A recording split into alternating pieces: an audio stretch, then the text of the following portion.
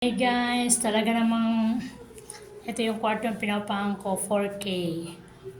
Ayan, hindi naman ganong maganda pero at least comfortable ka dito. Ayan, yan ang bintana. Nilagyan ko muna ng kortina. Ito yung papalabas. Yan, may kortina din. Yan ang sahig. Yan. Yan. May dalawa akong antikong upuan dito sa taas. Gamitin nyo muna yan. Yan. Yan naman yung papuntang banyo. Yan. Yan ang banyo. Medyo magulo. Wala kasi ako eh. Yan ang banyo. Medyo malinis naman ang bowl.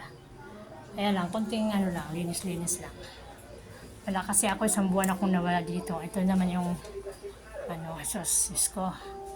Tingnan nyo naman guys, ang higa ng anak kong si Kaka. Grabe. Bundok. Yan. Ang labahan namin, ayan. Nakabukod na. Pababa na ako sa aking hagdanan sa second floor. First floor. Yan. Inayos ko na talaga guys para matapos na yung problema ko.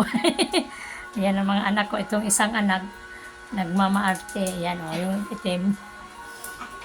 Akala mo, yung lahi. may sarili daw sa kwarto. Saan kwarto mo? Uwi ka doon sa kabila. Uwi ka sa kabila. Andun, Okay yun eh. andun yung kwarto mo sa kabila. Hoy. Ayan guys. Inayos ko na kasi parang maupahan na. Parang kumita tayo. May pambili na ako sapatos. Para tapos tayo sa ating buwanan na upahan din sa kabila. Ayan. Binaba ko na naman yung aking antikong aparador. Muntik na mga mata yung mga nagbuhat nito. Pero nakaraos din, natapos din. Ayan, pati langit mga kapaksiw, may mga picture kasi wala ka namang paglagyan. Ayan yung aking mga mahal sa buhay ko na nawala. Ayan. Ayan ang asawa ko. Asawa ko yan. Mama ko, tatay ko, aking apo. Ayan ang apo kong cute. Ayan, mga kapaksiw. Thank you. Natapos rin ako. Nagsimula ako ng alas 3 yata o alas 4. Ngayon lang ako natapos. Alas 8:30 na. Alas 8:30 na. Hindi ko alam ang oras. Mga kapaksaw, 8:30 na. Malapit na pala maghating gabi.